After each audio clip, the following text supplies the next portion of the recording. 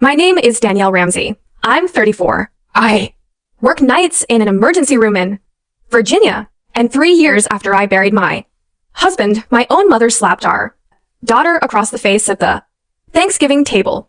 She called Zoe an ungrateful black kid. My father, sitting 2 chairs down, looked at my 10-year-old girl and called her ugly. I didn't scream. I picked Zoe up. I carried her out the front door, and I never let either of them back. Through it again.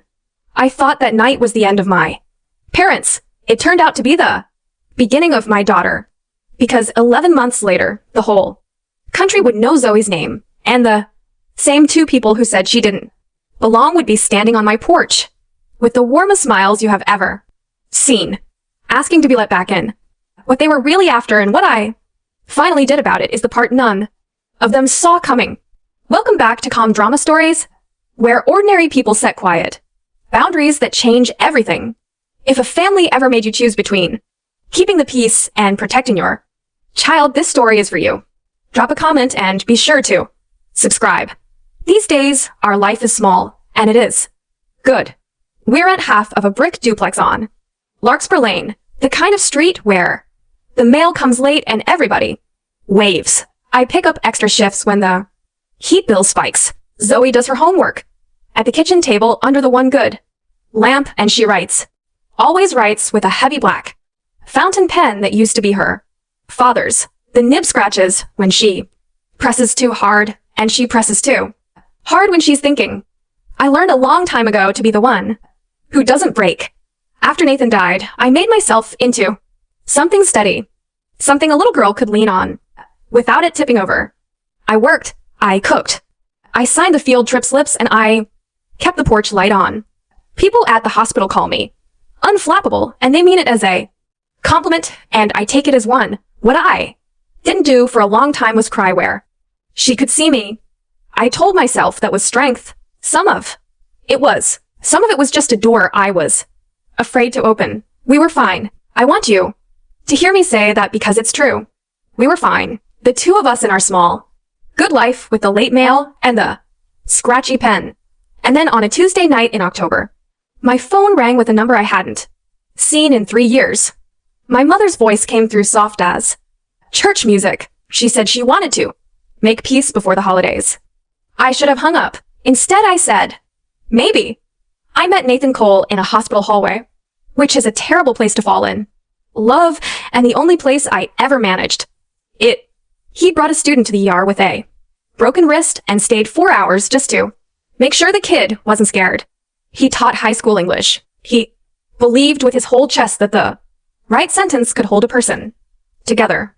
He used to tell Zoe when she was tiny and afraid of the dark that words are how you stay, that the people we love keep living as long as we keep saying them out loud. He read everything twice and wrote in the margins in tiny, careful print. His favorite book was a battered paperback novel, the spine taped over, every other page crowded with his handwriting. When I married him, my parents came to the wedding. They wore their good clothes and their thin smiles. My mother did not appear in a single photograph beside him. My father shook his hand like he was returning something he'd been asked to hold. Afterward, in the church parking lot, my mother took my elbow and said quietly that there would be a price for this someday, and that she hoped I'd remember. She'd warned me. I thought she meant gossip. I thought she meant her bridge club and a few cold Sundays. I had no idea she was already looking past me, past the man I loved at a child who didn't even exist yet, and deciding in advance that she would never be hers. Nathan was killed 3 years ago on an ordinary Thursday by a man who hated him for nothing more than the color of his skin. I am not going to walk you through that night. You don't need the details, and Zoe will never get them from me. What matters is that she was 8 and that she lost the person who taught her that words are how you stay, and that I had to decide in about 4 seconds what kind of mother the rest of her childhood was going to get. I decided she would get a steady one. I planned the service. I called the school. I went back to work in 11 days because the Bills did not pause to grieve along with us. I held everything so tightly that my hands ached at night, and I told myself That was love, and most of it was. But here is the thing I didn't see, the thing I'd give a great deal to go back and notice. While I was busy being the wall that doesn't fall, my daughter was quietly learning to carry her own grief in a way number 8-year-old should ever have to. She stopped asking about her dad out loud. She got very, very quiet, and IA, woman who can spot a dropping blood pressure from across a crowded room, somehow did not notice that my little girl had started keeping something all to herself behind a closed bedroom door. In the long hours after I'd kissed her good night, let me tell you about my family, because you'll need to understand them too. Understand what they did. My mother, Carol, is 62 and has spent her whole life inside a tight circle of church committees and women who measure each other by their casseroles. For 20 years, she ran the Ladies' Auxiliary at Grace Fellowship like a small, grateful kingdom. When I married Nathan, that kingdom went cold on her. A friend of 30 years stopped returning her calls. She was passed over for the spring committee she'd chaired since I was in middle school. Nobody said why. They didn't have to. In my mother's mind, she had paid an enormous price for my choices, and the bill kept arriving every Sunday in the shape of the empty seats beside her. My father, Ray, is 64 and calls himself a realist, which is the word careful men use when they don't want to say the true one. He never raised his voice about Nathan. He just stopped mentioning him. The way you stop mentioning weather you'd rather not have. And then there's my older sister, Megan, 38, who has built an entire little online brand out of looking like the perfect family, and who has never once forgiven me for the year her future in-laws whispered about the Ramsey girl who married outside her kind. So when my mother called that October and said, soft as church music, that she only wanted to make peace, she wasn't speaking just for herself. Every one of those people was sitting in the room with her. I simply didn't know it yet. Zoe at 11 is the quietest, interesting person I know. She reads the way other kids breathe. She has her father's paperback nearly memorized, the way you memorize a face. And she started circling his margin notes in pencil, adding tiny question marks beside the ones she doesn't understand yet, like she's having a slow conversation with him through the pages. Her teacher pulled me aside at conferences. So did Ms. Harmon, the school librarian, who told me with a strange catch in her voice that Zoe had written a single paragraph about loss. That made her step into the hallway. After reading it, I said, thank you, and I meant it, and I also changed the subject because that's what I did with anything that pressed on the bruise. One night that fall, Zoe looked up from the kitchen table and asked me plainly whether her dad had ever met her grandparents. I said yes at the wedding. She asked if they had liked him. I rinsed a glass that was already clean. I told her grown-ups are complicated, which is the cowardly answer, and she let me have it because she is kind. Then she asked the question that should have stopped me cold. She asked very simply if her grandparents would like her. And I, God help me, said of course they would. I wanted it to be true so badly that the wanting drowned out 3 years of knowing better. I booked us a flight to that Thanksgiving the very next week. I want to be honest about why I said yes, because I've had a year to sit with it. It wasn't that I trusted them. I'm not a naive woman. I'd had 3 years of silence to learn exactly who my parents were. It was that I am the kind of person who finishes what she's responsible for. And somewhere deep down, I decided that giving Zoe a family was my job, even if I had to build one out of people who didn't deserve her. My gut told me not to go. I overruled my gut with a to-do list. I called my mother back, and I set conditions plainly the way I'd set them with a difficult patient. No comments about Zoe's hair. No comments about her father. One dinner, and we leave the second anyone makes her uncomfortable. My mother agreed to every word in that soft voice. She said she just wanted her granddaughter at her table. I packed Zoe's nicest dress and her father's paperback because she didn't travel anywhere without it. I keep replaying the moment I said yes to that dinner. If you've ever talked yourself out of your own instincts just to keep peace with family, you already know the exact weight of that drive. Stay with me.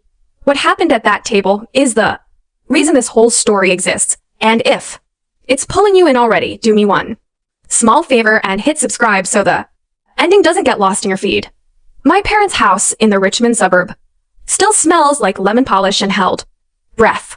My mother met us at the door with an embrace that touched nothing. She looked at Zoe's braids for 1/2 second too long, then said brightly that she'd hoped Zoe might wear her hair down. I reminded her evenly of our very first condition. She laughed it off like I'd told a joke. Inside, the table was already a performance. The good china, my sister Megan filming a little video of the centerpiece for her followers, Megan's 2 kids running the hall with that holiday electricity. Zoe set her father's paperback beside her plate the way some children keep a hand on a parent's sleeve. My mother glanced at it and murmured, just loud enough, was she still carrying that ratty old thing around? Zoe's hand went flat on the cover. The only real warmth in the house came from my Aunt Diane, my mother's younger sister, who crouched down to Zoe's eye level, asked her seriously what she was reading, and then actually listened to the answer. I let myself exhale. One dinner. We could do one dinner. Then Megan's youngest spotted the small carved wooden horse Zoe had been turning over in her hands. Her father had whittled it for her when she was 6 and decided he wanted it. The horse was the smallest thing in that whole house. By the time the pie came out, it was the loudest. Here's how small it really was. Megan's son, who is 6 and used to getting his way, grabbed the wooden horse off the table. Zoe asked for it back politely twice. He held it over his head and laughed. So Zoe stood up and took it back, the way any child on earth would take back the last thing her dead father ever made for her. The boy howled like he'd struck, and my mother, who had not said one cross word to her grandson all evening, turned the full weight of her attention onto my daughter. She told Zoe in front of everyone that a guest does not snatch. Zoe said quietly that it was hers, that her daddy made it. My mother's face did something I had seen exactly once before in a church parking lot 11 years earlier. She said that child needs to learn her place in this house. Megan kept filming the centerpiece and pretended not to hear. My father studied his plate like it held instructions. Aunt Diane started to rise, and inside me the old steadiness hardened into something colder and clearer than I've ever felt at any bedside. I set down my fork. I said, Mom, that's enough. We talked about this. I honestly thought a single sentence would be enough. I have replayed what came next more times than I can count, and I still wasn't fast enough to stop it. My mother stood up. She crossed behind Zoe's chair before I was even out of mine, and she slapped my 10-year-old daughter across the face hard enough that the sound stopped the entire table, hard enough that the wooden horse fell out of Zoe's hand and clattered across the floor. Then she screamed it. You ungrateful black kid. The words came out of her like they had been waiting 11 years for the door to open. And my father, my quiet, realist father, looked at my daughter's stunned, reddening face. And what he reached for in that silence was not an apology. He said, half under his breath, the way a man names a fact about the weather, that he told my mother no good ever comes of raising an ugly little black girl with no manners. Megan's phone was still up. Her own kids had gone dead silent. Aunt Diane said Carol's name like a slap of her own. And me, I did not scream, though every cell in my body was built. 2. I've spent my whole adult life staying calm while the worst things happen to the people I love, and that training is the only reason I did not put my hand through that china cabinet. I stood up. I walked around the table. I bent down and picked the little wooden horse up off the floor, and then I picked up my daughter. And in the dead quiet of that dining room, my mother looked at me, and for the first time in her life, she seemed afraid. I did not say very much. People expect a scene in a moment like that, and I think part of my mother was braced for one, because a screaming match is a thing she knows how to win. I didn't give her one. I held Zoe against my hip. She's 10 and tall, but she folded into me like she was 5. And I picked up her father's paperback from beside her plate, and I held the wooden horse in the same hand, and I walked us toward the front door. Aunt Diane into the hall with our coats, her hands shaking, whispering that she was so sorry that she should have stopped it sooner. I told her she had nothing to be sorry for, and I meant it, and I made very sure to say it where my mother could hear which apology in that house was the real one. At the door, my mother had found her voice again. She called after me that I was overreacting, that family forgives, that I'd regret making a scene over nothing. I turned around with my hand flat on the knob. I told her very quietly that she would never speak to my daughter again, as long as she lived. Either of you, I said, and I looked straight at my father when I said it. Then I opened the door and carried Zoe out into the cold, and I genuinely believed I was closing the book on those two people for good. I had the right idea. I just had the wrong book. We drove the 4 hours home that, instead of staying over. Zoe didn't cry. That's the part that scared me most. Honestly, I am an ER nurse. I know that the quiet ones are the ones. You watch. She held the wooden horse in both hands the whole way and looked out the window at the dark interstate. Around hour 3, she asked me without turning her head whether what Grandma said was true. I pulled the car onto the shoulder. I turned all the way around in my seat so she could see my whole face, because some things you cannot say to the back of a child's head. I told her that her grandmother had said something cruel and false, that her father was the finest man I'd ever known, that being his daughter was the best thing about her and not the worst. I told her she was not ungrateful, and she was not ugly, and she never ever had to earn her place at any table on this earth. She listened. She nodded. She still didn't cry. When we got home, she went straight to her room, and I sat down on the kitchen floor with my back against the cabinets and finally let myself shake. The next morning, I blocked my mother's number, my father's and Megan's, one after another. I told myself I had handled it, and I almost missed it. The light still on under Zoe's door long past midnight, and the faint scratch of a heavy fountain pen pressed too hard against the page. The weeks after were strange and quiet. Zoe went to school, came home, did her homework, and then she wrote. Not the way kids dash off an assignment. She wrote the way her father read completely. Somewhere I couldn't follow. She filled one spiral notebook and started another. I'd come home from a night shift and find her at the kitchen table, the lamp on, the pen scratching the paperback open beside her like a reference she kept checking against. I assumed it was a school project. I assumed because assuming was easier than asking, and because a small fearful part of me worried that if I asked what she was writing about, the answer would be that night, and I didn't think I could hold us both up if she handed me that. So I gave her space. I refilled the ink when it ran dry. I left a plate of toast by her elbow and didn't hover. I almost knocked on her door to ask a dozen times, and I am so glad now that I didn't, because what she was building in that notebook is the entire reason you are sitting here watching this. We're coming up on the part where the whole country found out what an 11-year-old can do with a fountain pen and a grief. She flatly refused to keep quiet. If you've got a kid who turns their pain into something they make with their hands, tell me about them in the comments. And subscribe, because the turn is close now, and I really don't want you to miss it.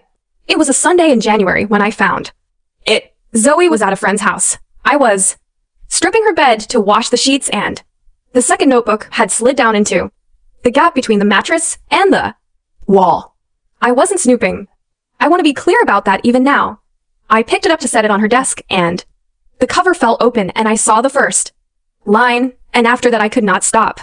It wasn't a school project. It was a book.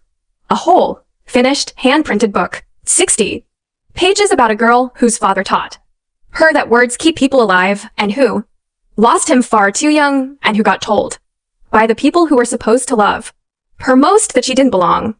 She hadn't used their names. She'd written simply about the people who looked at her and saw the wrong color instead of their own granddaughter. And on the first page, where a book puts its dedication, she had copied out a single line in her careful print. The very same line written in her father's hand in the margin of that battered paperback, the line he had left there for her years before either of us knew he was running out of time. Words are how you stay. I sat down on her half-stripped bed and read all 60 pages, and I finally did the Crying I'd been putting off for 3 solid years. My 8-year-old had buried her. Father in silence. My 11-year-old had just written him all the way back to life. And I understood, holding that notebook in my lap, that the only real question left wasn't whether the world would ever read this. It was whether I was brave enough to let it. I asked Zoe about it that night, gently, the notebook resting in my lap.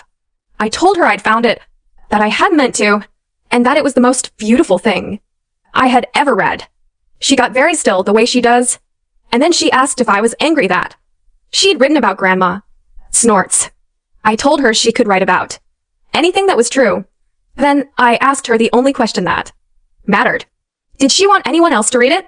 She thought about it for a long time. She said her dad used to tell her that a story you keep in a drawer can't help anybody. So the next week I took it to MS Harmon, the librarian, because I didn't know where else to begin, and because she was the one who'd had to step into the hallway. Ms. Harmon read it in one, sitting at her desk after school, and when she finished, she took off her glasses and pressed her fingers to her eyes and said, "We don't usually do this, but this needs to be read by more than me." She knew a woman who ran a small, independent press 2 counties over, the kind that prints 400 copies of local poetry and feels lucky to do it. We didn't have grand plans. We just had 60 pages of the truth and a little girl who decided not to leave them in a drawer. I told myself it would stay small. I have never in my life been so completely wrong about anything. The little press wanted to publish it almost exactly as she'd written it. Her words, her hand-drawn pictures, the dedication untouched. They took the title straight from a line in the text. The words we keep. Zoe spent her evenings that spring inking the final drawings with her father's pen, pressing too hard, the way she always does. The first copies arrived in a cardboard carton that smelled like fresh paper, and Zoe held one for a long time without saying a word. And then she said, quietly, that it felt like he was holding it too. The press set up a reading at our county library on a Saturday in May. Maybe 40 people came. Neighbors, too. Teachers, Ms. Harmon, and a reporter from the weekly paper who mostly covered the farmer's market. Zoe stood on a step stool behind the podium because she couldn't see over it otherwise, and she read the last chapter in a clear, small voice that did not shake even once, which is more than I can say for a single adult in that room. Somebody filmed it on a phone, a grainy 90-second clip of an 11-year-old reading about her murdered father, ending on that dedication, her chin up, the library lights catching her face. They posted it that night with a couple of lines about a local girl and her book. By the time I woke up for my Sunday shift, it had been watched 200,000 times. By the time I clocked out 12 hours later, it was past 1 million. What happens to a family when a phone won't stop ringing is that you learn very fast who you can trust. A literary agent called on Monday, a real publisher, a big one, a name you would know, called on Wednesday. Suddenly, there were contracts thick as phone books with numbers in them that had too many zeros for a duplex on Larkspur Lane. So I did the thing I always do when I'm out of my depth. I found someone smarter than me and I listened. A lawyer named Patricia Vaughn, who'd handled estates for half the county, sat me down and walked me through every single page. She helped me set up a trust so that every dollar Zoe earned was locked away for Zoe, with me as the sole trustee and her only legal guardian, the way her father and I had always meant it to be. I signed those papers on a humid Thursday, not really understanding yet that they were anything more than tax paperwork. I understand now. Those signatures and the plain legal fact that I and I alone spoke for my daughter and her work would turn out to be the only thing standing between Zoe's name and the 2 people who had once told her she didn't deserve to share it. But that was still months away. In May, all I knew was that my quiet girl had written something true, that the truth had jumped its banks and flooded the whole country, and that somewhere out in the suburbs of Richmond, a phone I had blocked was lighting up with the news. By June, the words we keep was on every bestseller list that matters.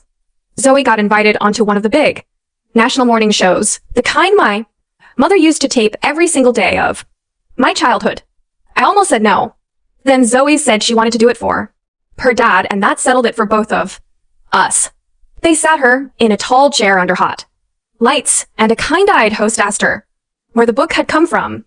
Zoe told the country simply that her father had taught her that words are how you stay, and that she'd written the book so that he'd never have to leave. Then she read the dedication out loud. 11 years old, feet not touching the floor, reading the line her father had once left for her in the margin of a paperback. The host wiped her eyes on live television. The clip went everywhere. Words are how you stay became a thing. People wrote on cards and painted on walls and read aloud at funerals of their own. Strangers mailed Zoe drawings. A teacher in Ohio sent a photo of the whole sentence stenciled above her classroom door.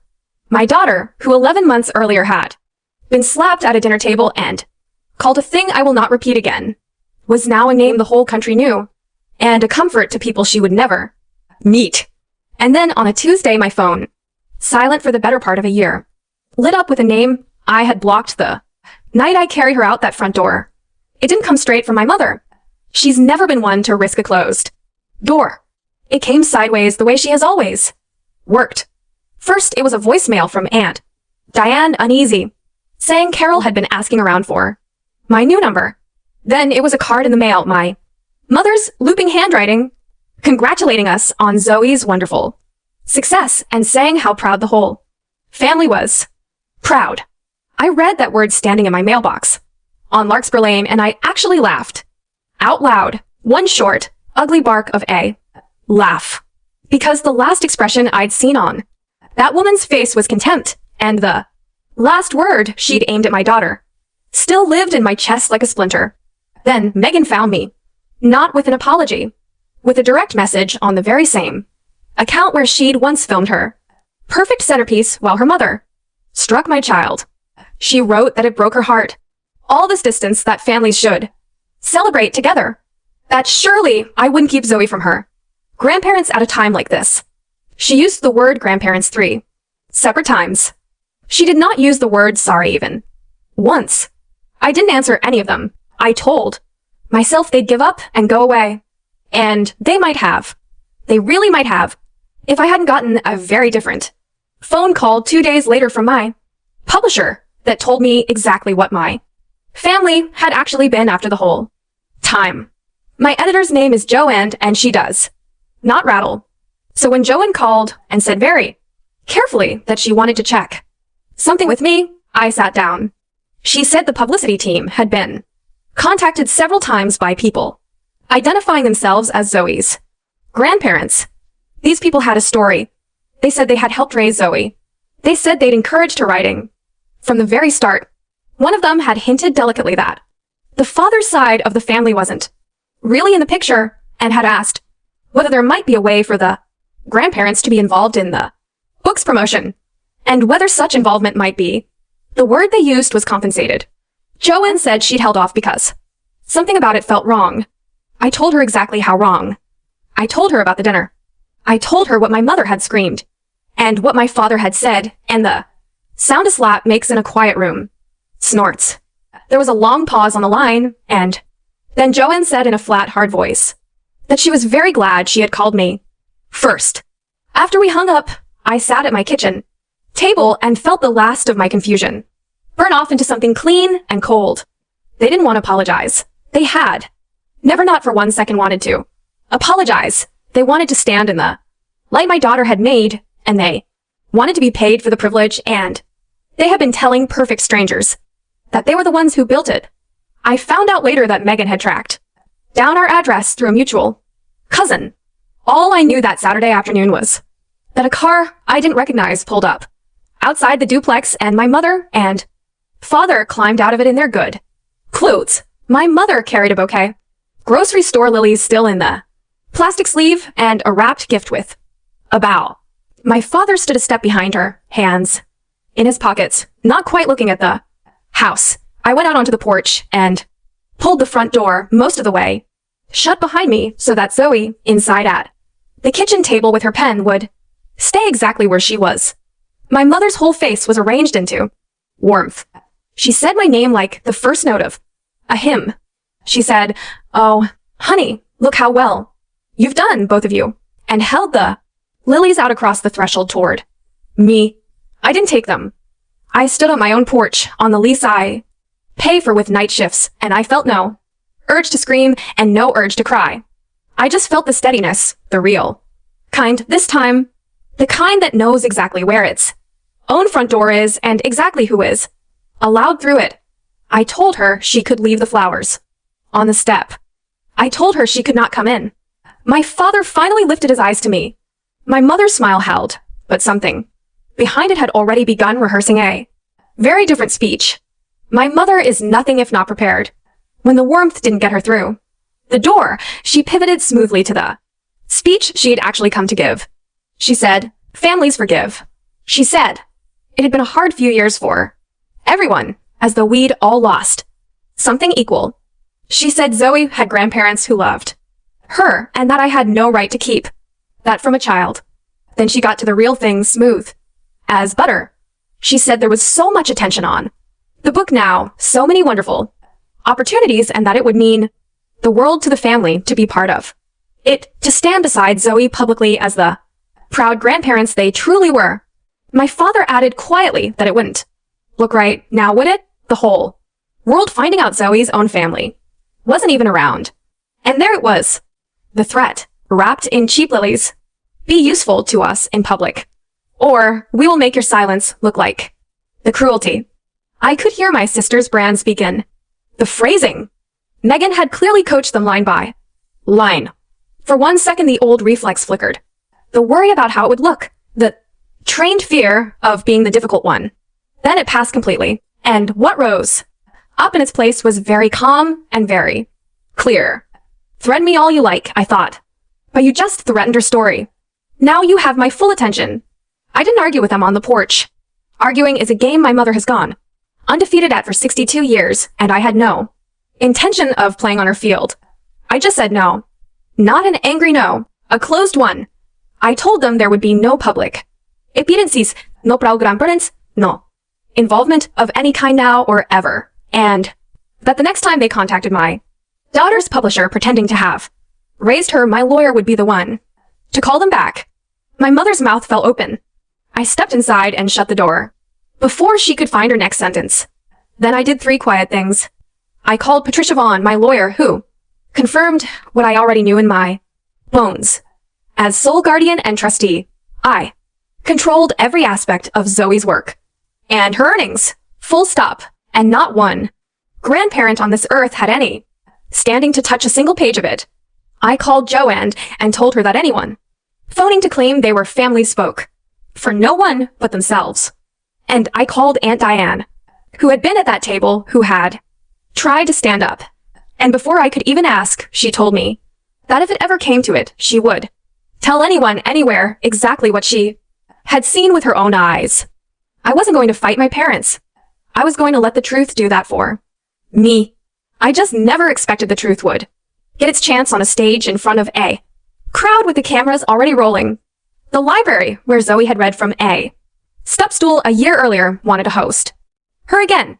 A real event this time to celebrate the book that had started on their own little stage. There'd be a few hundred people, the mayor and a regional television crew, shooting a feel-good segment for the evening news. Zoe was nervous and proud and asked me to iron the green dress. I said yes to all of it because it was hers, because she had earned it, because a girl who'd turned her grief into a gift for strangers deserved to stand in a room that loved her. What I did not know was that my sister, Megan, had already called the station's producer. She had presented herself as the family liaison. She had told them that Zoe's grandparents would be attending to support their granddaughter, and wouldn't that be a touching moment for the camera? 3 generations, the proud family behind the little author. The producer thought it was a lovely angle. Megan made sure my parents had the date, the time, and 2 seats saved. In the front row, they were coming, whether I wanted them there or not. Dressed for a warmth they had never once shown, ready to be filmed loving a child they had struck. I found all of this out about 40 minutes before it happened from a voicemail, and Diane left in a panic. 40 minutes isn't enough time to cancel a televised event, and even if it had Bin, the producer, had already bought my sister's version whole, my word against. 3 smiling relatives would have. Looked like exactly the Petty family feud Megan needed it to look like. I thought about calling backstage to warn Zoe and decided against it. I was not going to hand my daughter fear right before the biggest night of her life. And there was one more reason, the truest one. And I'm not proud of how calm it felt. A private accusation is just noise. Her word against theirs behind closed doors forever. But these two had begged a television station to film them standing next to her. If they wanted a camera that badly, I was going to let them have one. So when I finally understood what they were, walking into the cold, clear thing in, my chest did not panic at all. It thought very simply, good. Let every single person in that room see. Come. The library's community room was full by 6 o'clock. They'd set out folding chairs in long rows, then run out of folding chairs and let people stand along the walls. There was a small riser with a podium that Zoe could finally see over a long table stacked with copies of the words We Keep and the regional news crew, setting up a camera on a tripod near the front. Zoe wore the green dress. She carried 2 things up to that podium, her father's battered paperback, spine taped over, his handwriting crowded in the margins, and the heavy black fountain pen she'd inked every drawing with. She set the paperback on the podium the same way she had once set it beside her dinner plate. I sat in the second row with Aunt Diane beside me because Diane had driven 3 hours to be there and because I wanted at least one person from that family in the room who had actually chosen my daughter.